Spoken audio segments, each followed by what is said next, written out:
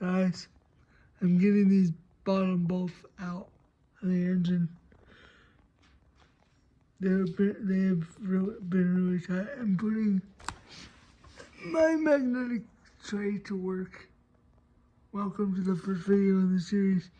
There'll actually be more videos as I'm tearing down this engine of me actually working. Only I'm gonna charge my GoPro up for that. But these bolts have been really tight, so we've had to use my breaker bar thing to break it loose.